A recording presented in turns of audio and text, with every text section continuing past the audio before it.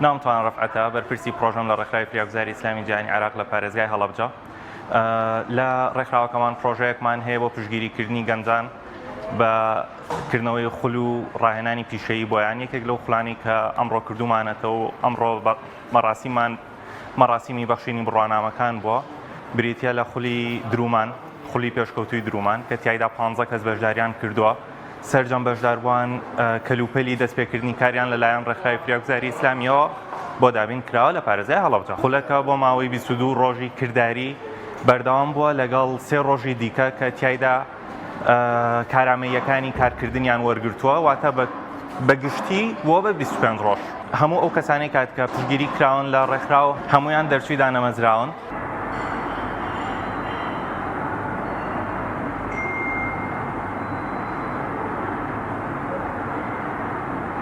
من ناوم کەژاو حەسەنە، بەشداریم کردووە لەم خولەی ڕاهێنانی خولی درومان، خولی پێشکەوتوو لە بەڕێوەبەری کار ڕاهێنانی پیشەی هەڵەبجە بە هاوکاری ڕێکخراوی پیاوگوزاری ئیسلامی کە خولەکە بە ماوەی 22 ڕۆژی کردداری تێدا بەشداریمان کردووە و سوودێکی زۆرمان بینیوە لەم خولا و هیوادارم کردنەوەی ئەم جۆرە خولانە بەردەوام بێت لە بەڕێوەبەری کار ڕاهێنانی پیشەی هەڵەبجە، چونکە وەکو پاڵپشتێکی باشە بۆ دەرچوانی دانەمەزراو. زۆربەی زۆرمان لە لەم دەورەیە بەشداریمان کردووە دەرچوونی دانەمەزراوی، بۆیە کردنەوەی خولێکی لەم شێوەیە سوودێکی زۆر باش بە گەنجان نەگەێنێ، بۆی بتوان لە ئاداهاتووە ئیشێکی سەربەخۆیان هەبێ و کارێکی سەربەخۆیان هەبێ. بەدڵنیایە ڕێکخراوی پیاوگوزاری ئیسلامی تیا کە بە پاڵپشتێکی کردوین لە کۆتایی دەورەکەیە کە پێداویستی درومان و کەلوپەلەکانی درومان ئێمە توانین لە ماڵیشەوە بێ دەستکەین بە ئیشی خۆمان و بزنسێکی تابێت بە خۆمان هەبێت و بێنە خاوەنی کاری خۆمان لە داهاتوە.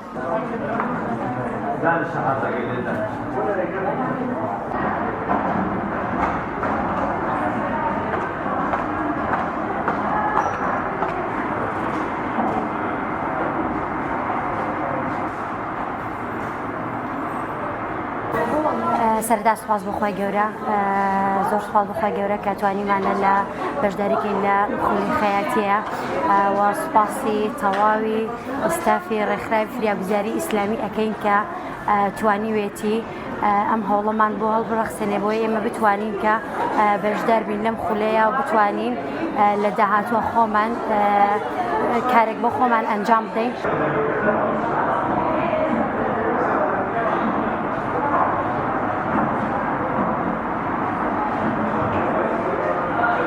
بەڕاستی ئەم خولانە زۆر گرنگن بۆ گەنج، بۆی کە توانای گەنجەکان دەربخەین کە بۆوانی کە بێکارن. بەڕاستی خولێکی زۆر سەرکەوتووە و دەستخۆشیان لێکەین ئینشاءالله بەردەوامیان ئەبێت لە داهاتوە بۆی کە گەنج بتوانێت بگا بە پێگە و کاری خۆی.